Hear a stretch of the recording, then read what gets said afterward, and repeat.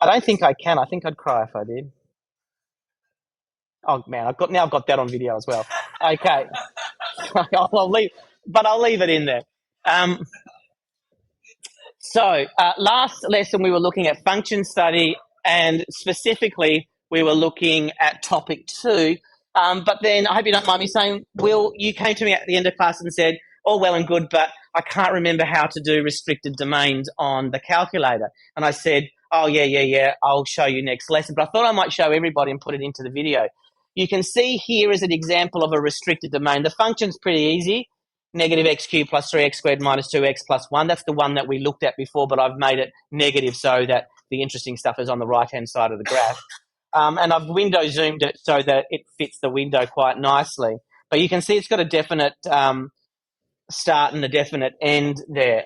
It starts at 0 and ends at 3. And you can see that the notation here is that negative x cubed, blah, blah, blah, comma 0 less than or equal to x less than or equal to 3, which is our classic way of writing a restricted domain, right? But how do we actually put that into the calculator? You can't use squiggly brackets and stuff to put it into the calculator. So I'm going to show you how to do that. Now, the reason why we might do that, and I will show you what that looks like a little bit later, is I'm thinking about those problems. Remember that problem on the August exam, which was what was the maximum speed? And it was over 3 seconds. So being able to restrict it down from 0 to 3 is actually pretty straightforward. And yesterday I said, I probably would have done a relation of x equals 3 and then find the point of intersection. I take that back. This is actually much easier to do it with a restricted domain rather than doing a vertical line that cuts through.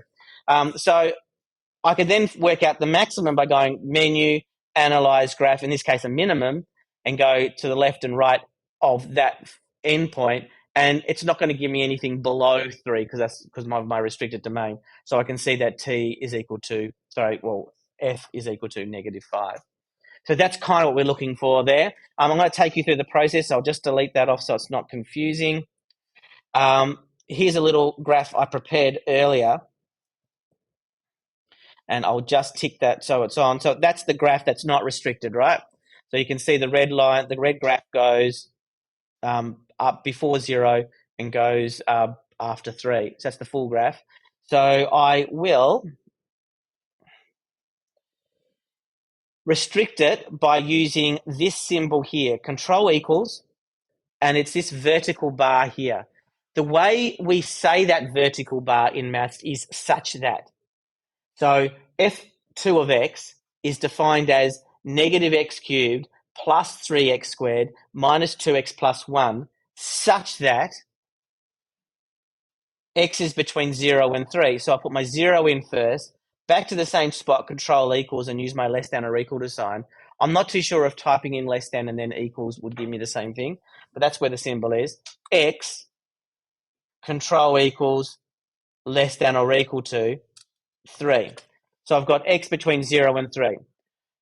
Press return, and now you can see my red line is the same as my blue line. It's been restricted to just between 0 and 3. Any questions on that?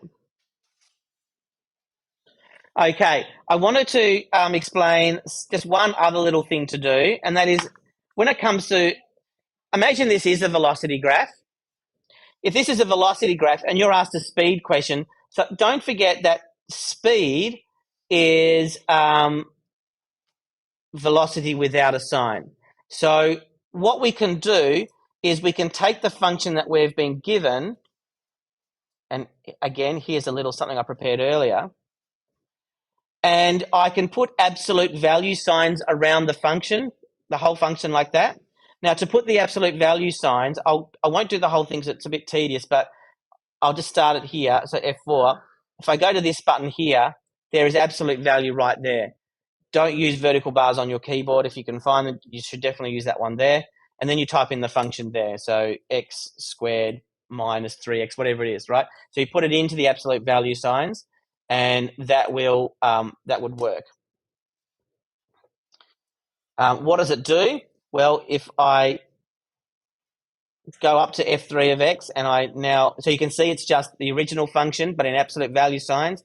There's my restriction from 0 to 3. If I now show you what it looks like, you can see it's exactly the same when it's above the graph, but the negative has been reflected up, which is exactly what we want, right? Because that's now a speed graph instead of a velocity graph. Now, why would you do that? Well, because this is pretty obvious, this one, but if it was, if you've got it like this, now, if you want to work out what the maximum velocity is, which is what the maximum speed was, all you have to do is go to Menu, Analyze Graph Maximum, and then just take the maximum for this graph here from the left-hand side to the right-hand side. Hi, Sam. You're right. So you're just selecting the whole graph. And because you've restricted the domain, it's fine. You can just go to either side of the graph that's shown, and then you can see that the maximum speed was 1.38 meters per second, or whatever it happens to be. Does that kind of make sense? So absolute value allows us to reflect negative bits upway so that we can deal with it. That was the other thing I wanted to show you. Questions before I move on? Okie dokie. So that's the interlude, and Will, I hope that answers your question plus more. Oh, Sam missed out on the speech too. Do I go again? No one. The next thing I said I would tackle with you is quadratic inequalities. And quadratic inequalities is something that I would definitely use my graphics calculator in order to work through. So I'll just go back to it. We're looking at 2.6, I think. No, 2.7. Zippity. So it says solution of quadratic equations and inequalities here. So I'm going to use the inequality x squared plus 3x plus 1. I'll write it on the board actually so you can see what it looks like. Again, apologies for the video. X squared plus 3x plus 1 is greater than 5. Imagine that you are asked to graph that. Sorry, not to graph it, to solve for x. You know, what values of x is that true? So what you need to know is that basically with inequalities, when you multiply or divide or square root, you can change the properties of the inequality. So I would suggest that you don't do that because it can change the direction the inequality is facing. So for example, if I multiplied left and right by -1, that inequality would change direction. Okay. Inequality, by the way, is less than or greater than, or less than or equal to, greater than or equal to. They're not equal. It's an inequality. So you can add and subtract though, because that's like a horizontal shift kind of thing. So, you know, like 3 is less than 5. If I add 5 to both sides, I'd get 8 less than 10. Still true, right? So adding and subtracting doesn't affect the sign. So because of that, I'm going to subtract 5 from both sides. And so I'm going to get x squared plus 3x minus 4 is greater than 0 as my equivalent inequality that I'm going to solve. Is that okay so far? So assuming it's in the calculator section. If it's in the non-calculator section, I'd be doing this by hand still. I'd be graphing by hand. But because it's in the calculator section, I'm going to go straight to my GDC.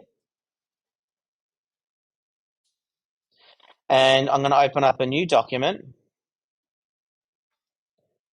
And I'm going to type in that function, not the original equation, but the function, which is x squared plus 3x minus 4. Press return, and there's my graph. Now, what it says is for what values of x is x squared plus 3x minus 4 greater than 0? Now, x squared plus 3x minus 4, excuse me, is f of x. So what we're really saying is, when is f of x positive? And f of x is positive above the x-axis. So my solution is very easily seen. Excuse me, I need my water. It's very easily seen by looking at the graph. We can see that from here upwards, f of x is positive, and from here upwards, f of x is positive. So if I know the intercepts, then I can work out what values of x will the inequality be true. Siggy. I will not include this part. So remember, this is the graph of x squared plus 3x minus 4, not x squared plus 3x plus 1. Okay? So I've basically lowered the graph down to the x.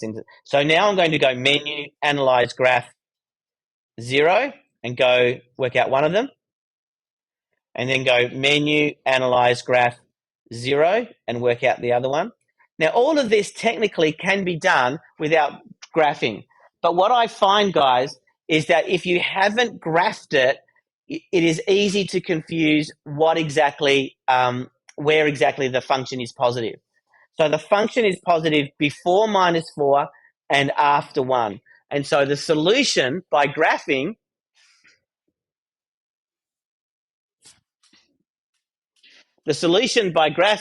is x is less than negative 4 or x is greater than 1.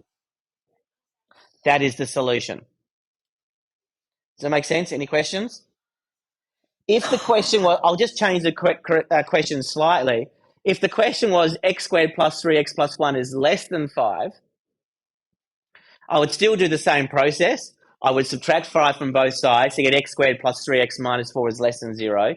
I would then graph x squared plus 3x minus 4, and I would get this graph here. And then I would be saying x is between minus 4 and 1. Okay? And if it was less than or equal to 0, then I would say less than or equal to minus 4 and greater than or equal to minus 4 and less than or equal to 1. So because that is where the function is negative, but underneath the x-axis. Okay, any questions? Cool bananas. The next thing was looking at discriminants, and it's a very similar approach to discriminants, but people do get a bit confused, so I'm going to have a look at it. The problem I'm going to do is this one here. For the equation 3k x squared plus 2x plus k equals 0, find the possible values of k, which will give 2 distinct real roots, 2 equal roots, or no real roots. So let's just do 2 real roots for the sake of it. So whenever you are asked to find the values of k, and then it says things about 2 real roots and stuff, it's definitely a discriminant question, right? So the discriminant requires you to identify A, B, and C and put them into the discriminant formula. So A is equal to 3k. I tend to write them down. B is equal to 2. And C is equal to k plus 1, I think, wasn't it? No, just k. C is equal to k. Okay. The discriminant formula is discriminant is equal to B squared, so that's 2 squared, minus 4 times A times B, like that, which I'll then simplify. 4 minus 12k squared. Good so far? Okay, that's straightforward discriminant work. I am just going with 2 distinct real roots. Okay, so 2 real roots. So we must know a little bit about our discriminant again. For 2 real roots, the discriminant is positive or greater than 0. So we could write that. For 2 real roots, 4 minus 12k squared is greater than 0. And so then I turn to my calculator and I go,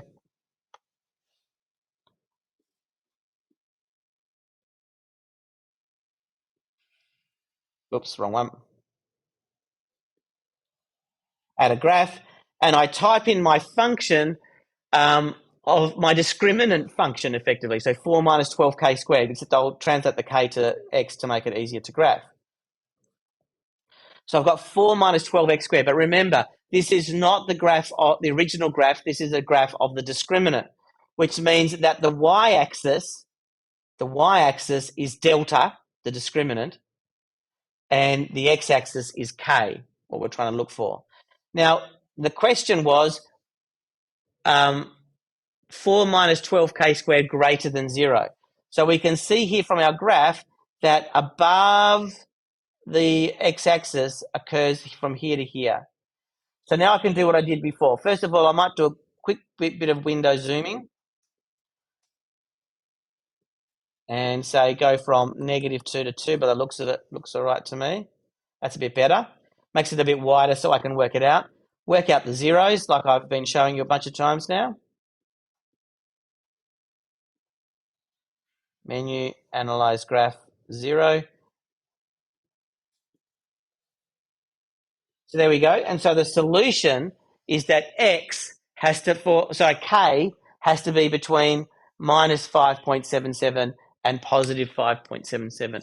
So the solution looks like that.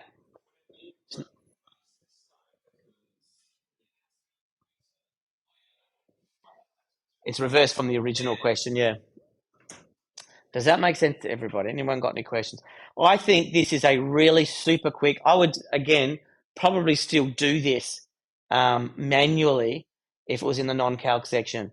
There is something, I believe, about drawing a quick graph that makes you avoid mistakes when it comes to inequalities. A quick graph is much, much easier to get information off than trying to deal with algebra that might get you into trouble. Questions? Use your calculator to graph a discriminant if it's an inequality.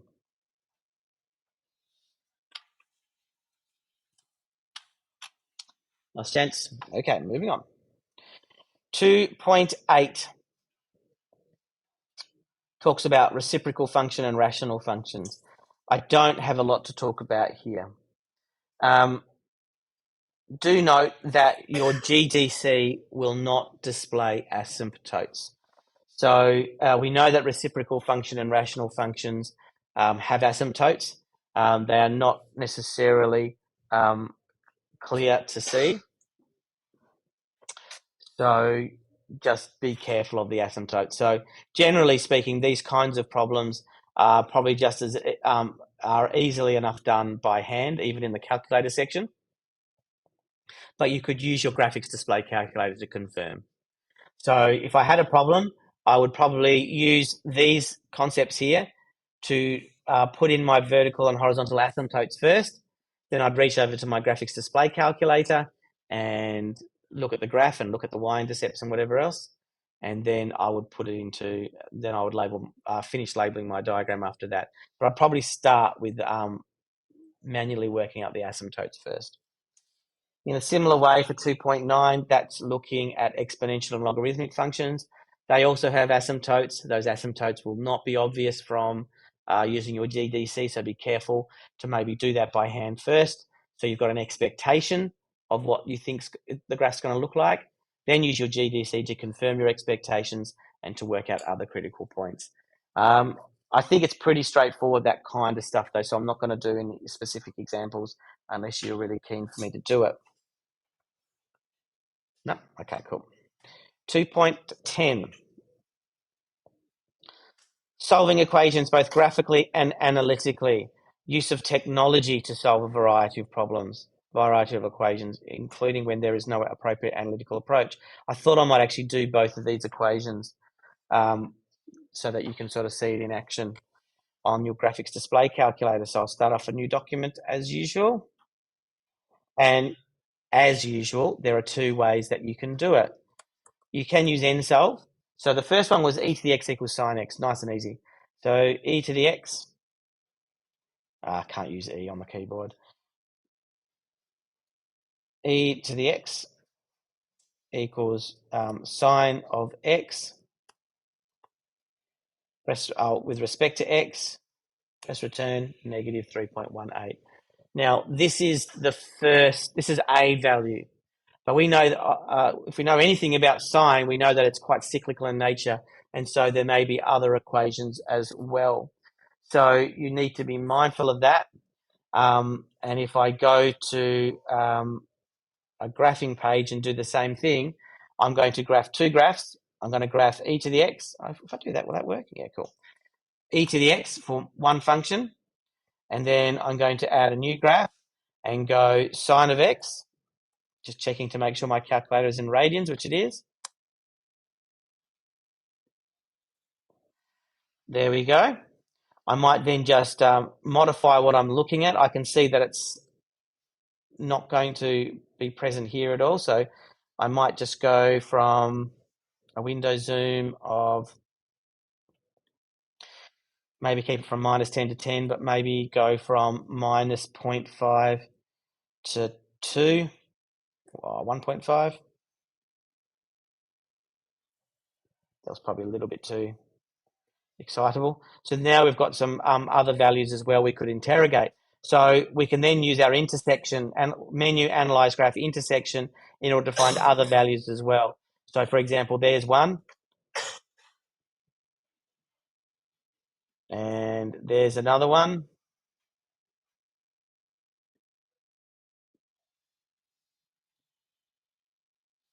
and here's another one,